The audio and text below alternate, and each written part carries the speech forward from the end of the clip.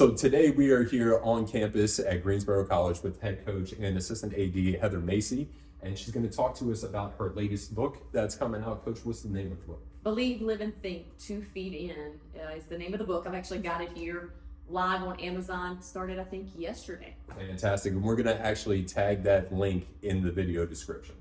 Thanks. I appreciate that, Justin.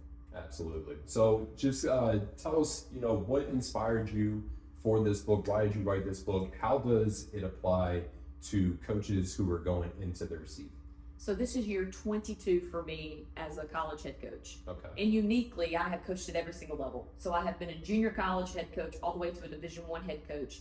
So a lot of experience as to why certain levels, and even for athletes, like what's the fit and why does this make sense? So this book, we thought about calling it, It's a Love Story, because we know that coaches, that's what you're doing. It's a labor of love every single season.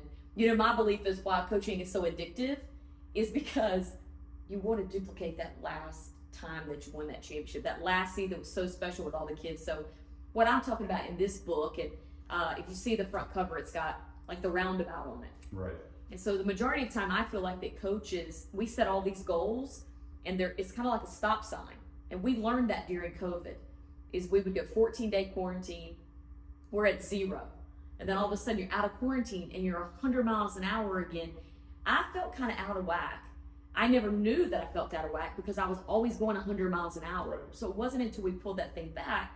And I think that's what's happening to coaches when they they're lacking longevity in the industry. It's kind of a 3 to 5. Some coaches make it a decade. By 15, the percentages say 15 years in this industry, that it's a swap out. They're selling insurance, they're selling houses. Right. You see what's starting to happen. And so this book is, for me, it's helping coaches, obviously not just coaches, but specifically high driven type A individuals about how to set goals more into roundabouts.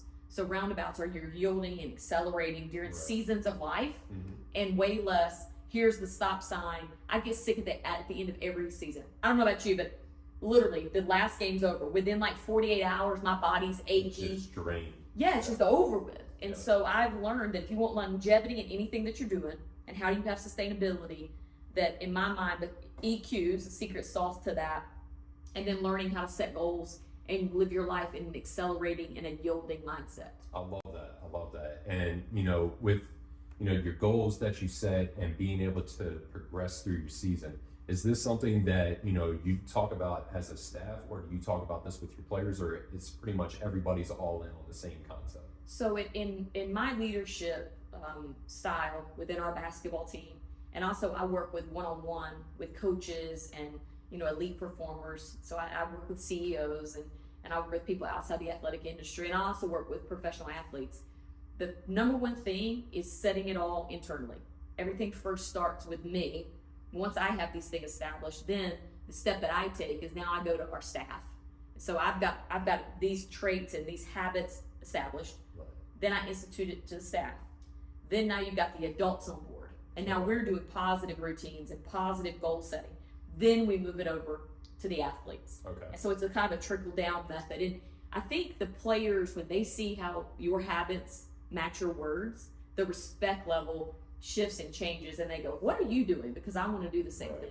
Yeah, so it starts at home with you first, and then it almost comes through osmosis as they're able, like you said, to see your habits, how you conduct yourself, and then allows that to flow into them. They want to follow that just by seeing what you're doing. Coaches, we're the worst, right? Like after the game is over, we're in tournament play. We say, okay, everybody, drink a ton of water, stretch, healthy meal, go to bed early. And then as coaches, we go and we have a couple beers, watch some pizza, eat some pizza, watch some film. We're up till 4 a.m. And then turn around. And we feel like crap the next day. And we're not as sharp as we need to be in those moments. So I talk about a lot of like countercultural habits. So the same advice that we're giving as coaches, we need to be the one modeling these things. So I went through about a year and a half ago, I went through like a 30-pound weight loss deal, and it was transformative. I mean, it changed the way I think, it changed the way my emotions and how I was feeling, changed the way that I coached. To be honest with you, the best thing that ever happened to me, and this wasn't some sort of like fad, strange deal. I had gained a ton of weight, as coaches do. Right. All it was incredible amounts of stress.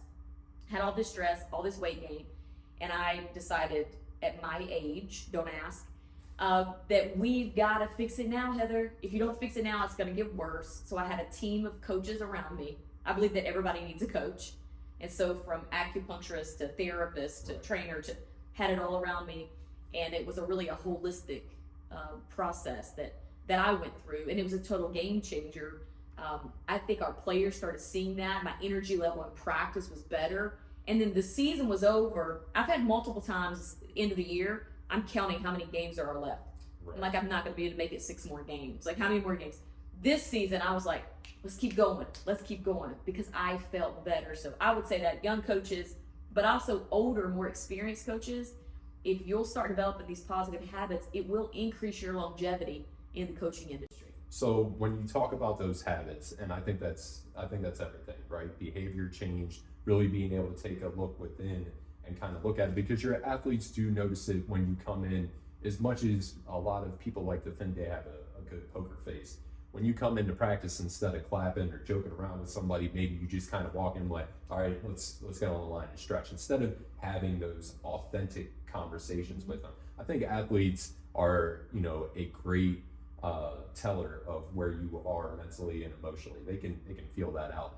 But as far as analyzing those habits and those behaviors, what are some things that maybe you did to kind of take a step back and look at yourself and say, okay, this is something that I need to do for the betterment of myself and the program? Well, I'll be quite honest with you, and I tell everyone these stories because I think it can help a lot of people. The first is that removing the sugar created where I didn't have the mood swings. So I didn't feel up, excited, and then crash. Right. That helps with the consistency of dealing with young people and your patience level. Number 2, the hydration. So the hydration element of 100 ounces of water. And so my rule is like 100 ounces of water, and without it, no alcohol.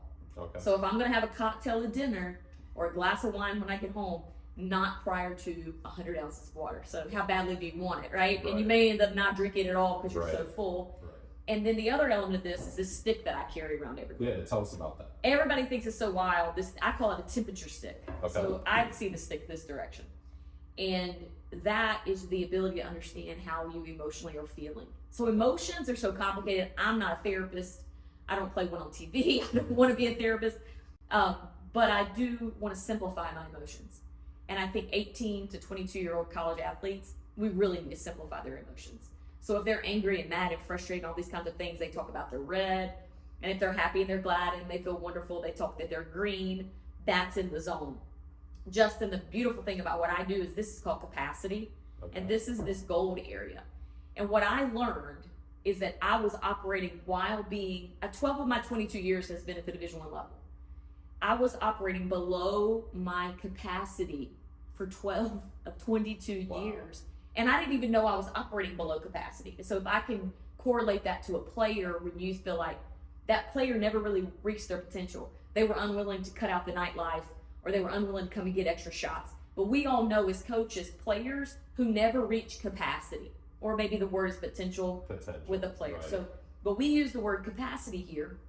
So I go, wait, so I am not ever operating it within capacity, because I just showed from a fitness perspective, from a mental health perspective, right? From an emotional perspective, a year ago, I reached my full capacity. I was the best I have ever been on the court, every day in practice, consistent, every game, consistent, my personal life, consistent. Couldn't ask for more. I also coached at a place of I always coach with passion, right? But I coached from a place of joy. And it mostly occurred because I finally realized what my capacity is. So capacity, not just being oh, okay, well, you lost some weight.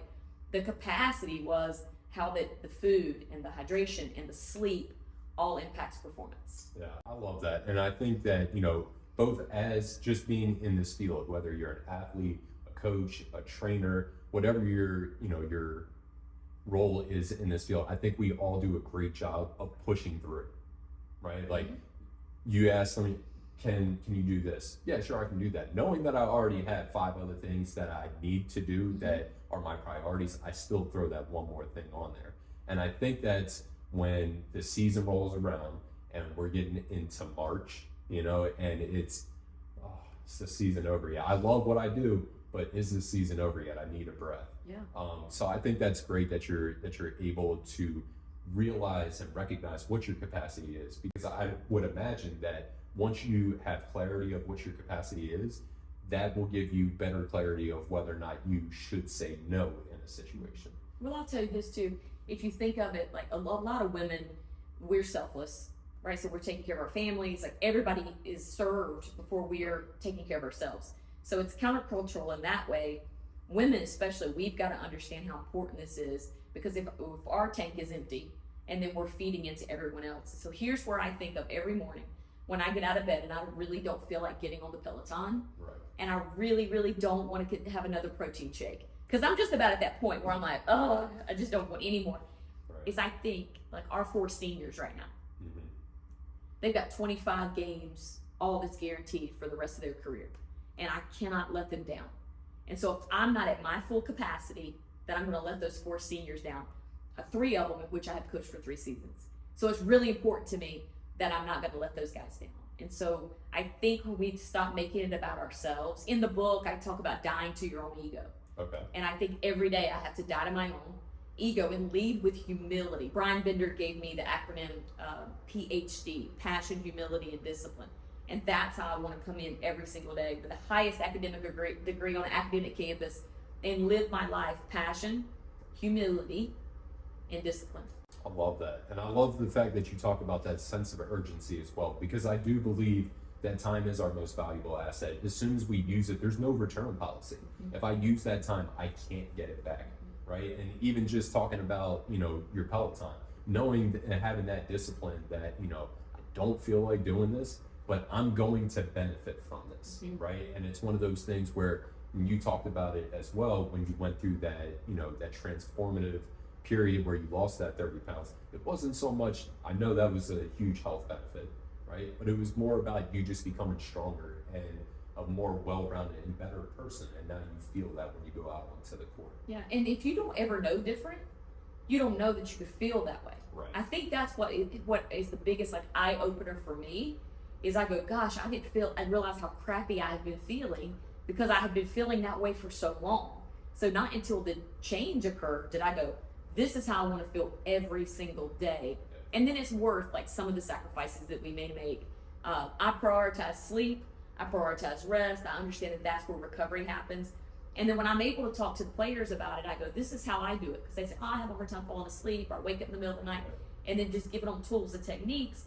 But I think as coaches, if we don't go down that same path that we're asking them to go down, it's tougher to coach them in how that they should be living, as far as do their habits match what their goals are. Right. Yeah. And I think that's huge, right? And I think Alan Stein had a pretty good quote about that, is do your habits live up to what your dreams are asking out of you, right? Are you say that you want to play college basketball, you say that you want to be a CEO of a company, but are you doing the things that are required to reach those goals? Right? That's a really powerful message for people just to internalize. Same thing, goes for, I say that I want to have a family, but I also say that I want to be a head coach. Can I find that balance to where I can be a head coach and be a great partner in my family? Yeah. Right? That's a huge thing to internalize as well. Yeah, it's big. I just want to jump on that one.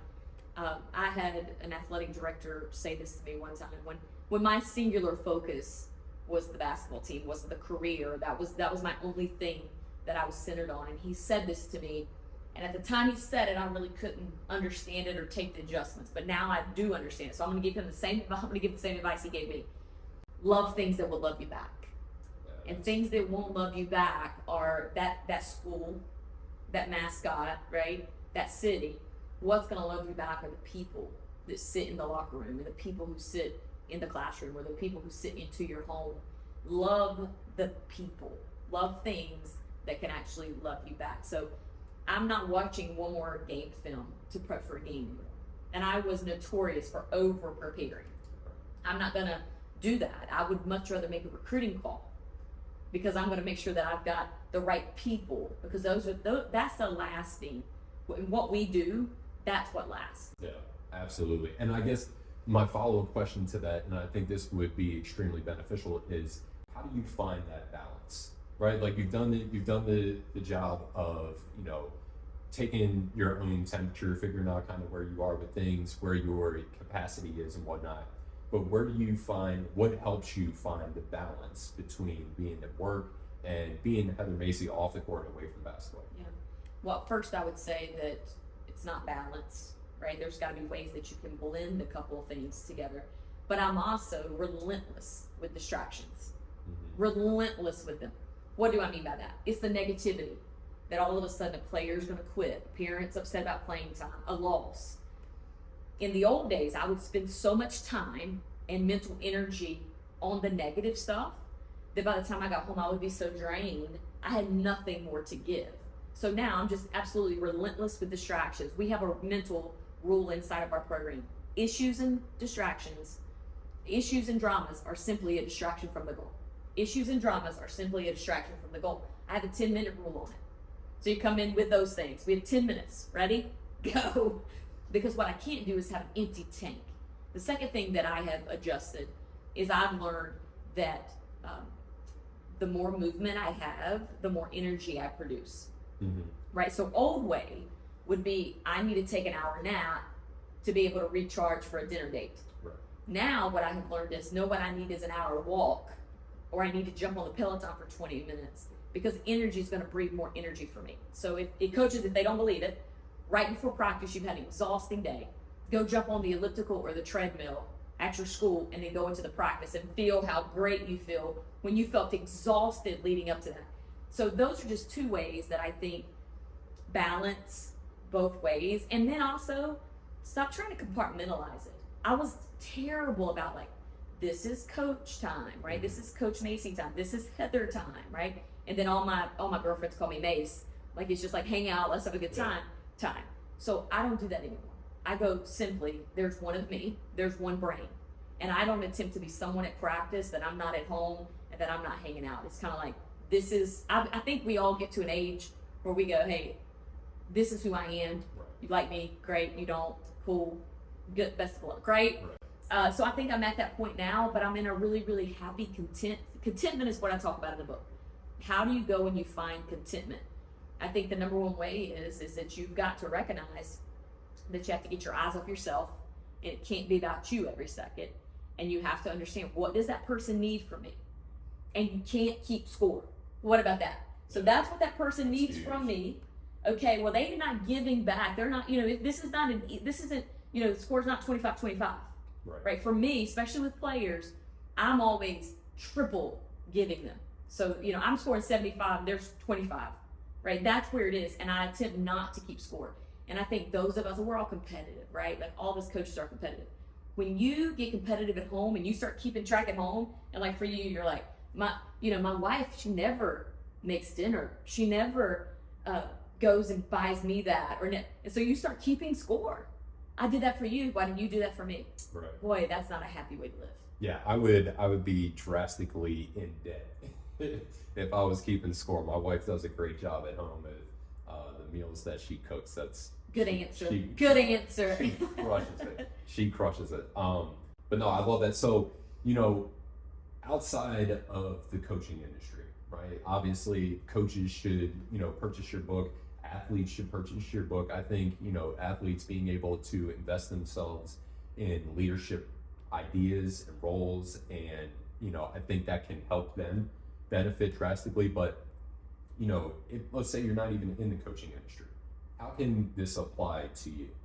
So this book, if coaches are buying it for their teams, if you go to feedin.com, I'm actually doing a team discount, because I think that especially youth coaches, this book is a story. And so it's really applicable. The kids are going to understand it, because we're going to talk about Johnny and Jenny, right? And so in their story through life about driving cars. Okay. So it's a pretty cool story. But number two, the reason that a CEO, professionals are going to relate to this book, because everything in the book is about elite performance. And so within the coaching, the one-on-one coaching that I do, it's elite performers leave nothing to chance ever. And that's what we believe. And then the second tier of what we believe is elite performers never recruit their own problems. And so through this story, we're teaching the application of how to be an elite performer through short story. I love that. And I love the quote, elite performers never recruit their own problems, right? Like, I love that. It allows you to move forward and benefit from others, right? Because sometimes we feel as if we can do it all, right? And like, because I'm an elite performer at, like me breaking down film, I'm elite at that, right? Well, why would I go ahead and recruit that again? Like, we already got that. Why not recruit somebody who can help in other areas and, make us better? Yeah, so I love that. So as far as, drills or activities or, things that can help change our habits, what are some things that people can do to start working on this process with themselves? The first is how you start your morning. And so we talk about laying green bricks. You can see our green bricks. We've got all of these sticks and bricks and all kinds of things here, but green bricks are basically like the habits in which you start your day. Like if you've read the book, like Make Your Bed First, right, or habit stacking. There's a lot of books that talk about these concepts. What I have done through trial and error is figured out it takes me about a 3-hour window in the morning. And we talk about get going green. What are the things that we're doing? So it's gratitude for me, and it's God, and it's laying green bricks. And so that enables me, when I show up to the office, I'm already in a high green on my temperature stick. So when I get the wacky email and then the text message and then all these things that happen, I can still stay at my capacity instead of being emotionally tanked. Because if emotionally you tank, it's a 4-hour window before you're feeling better. Most of us think it's because we went out to lunch and ate crap, right? And then you start feeling a little bit better emotionally. But truth be told, it's all what's happening in your brain, which is more than you probably want to know right now. But the habits are how you start your day. Once you become really routine and really, that becomes where you're relentless about your morning routine. Then the challenge becomes, what's your night routine? And that's, to me, how my capacity changed. So it's not, most all high performers, most all type A personalities have a morning routine. They're not hitting the snooze, right? They're doing a devotional, they're reading their Bible, they're working out. Like they've got it. It's the nighttime deal. So are you coming home and turning the TV on and having a cocktail? And that's how you wind down. We want to wind down and reverse of how we got started that morning. So if I have coffee in the morning, maybe I do a tea at night. I journal in the morning. I also journal at night. I read the Bible in the morning. I read the Bible at night. I work out in the morning. I go for a walk after dinner. So it's a similar concept, but having that same 3-hour routine prior to bedtime will increase our recovery. And when we increase our recovery and we're sleeping better, then in the morning we'll feel like getting up, and we'll get up and we'll stay into a great routine. Yeah, and I think, just from me hearing that and thinking about it, a great way to compare that is to how we charge our devices, right? Like if you obviously take your phone off the charger when you wake up, and if you don't plug it in at night, it's not going to charge. So if you're not recharging yourself at night by doing the things that help charge you and get you ready to go for the next day, obviously the next day you are going to be a little bit behind. Yeah. So I do love that. That's great. I love that. So are there any other things that right now that if somebody, they walk up, they're scrolling through Amazon and they see your book, and if there was just one point that like, I click on this book, why do I need to buy Heather Macy's book? Why is this so important that I need to bring this home today? Well, this book for me, Justin, is about alignment. And I think that there's a lot of coaches that are not coaching within alignment of what their core values are as a human, right? And what is important to them. And we coach when we're out of alignment of our core values. We coach from a place of fear, and we coach from a place of anxiety. In the book, I talk about the phrase dis-ease. And when we need to coach in a state of ease. So we're not fearful of our athletic director and our fan base, our parents and controversy that's happening through social media. We've got to learn to find our happy place as coaches is coaching in a place of ease instead of disease. Because that dis-ease, and I'm kind of getting a play on words if you can hear that, that dis-easy feeling that we have creates disease in coaches. And so my whole message here is we're talking to basketball coaches, but it's coaches, it's parents, it's CEOs, it's administrators. It's all about, you've been successful, you're at the job you want to be at, okay, great, you're have alignment, so you're not out of alignment. How can I help you sustain?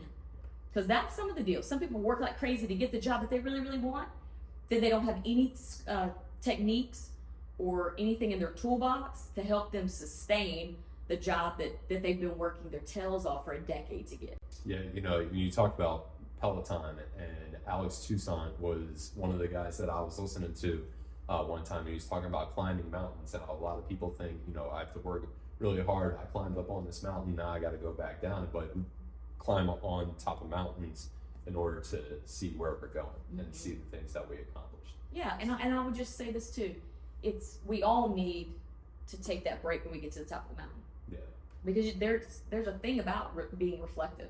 So a lot of coaches will tell you, like, don't ever reflect while you're in it, right? But you've got to figure out how to have joy. Like you mentioned the device, you have to figure out what plugs you back in, right, and what charges you up. Sometimes you realize the people you're around are just draining your battery, right? Sometimes what do you have to do? Click it and close some of those screens. Right. And the awareness of recognizing which screens need to be closed and which screens need to stay open longer. Yeah. So like tomorrow morning, things that I would never do that we're going to do now.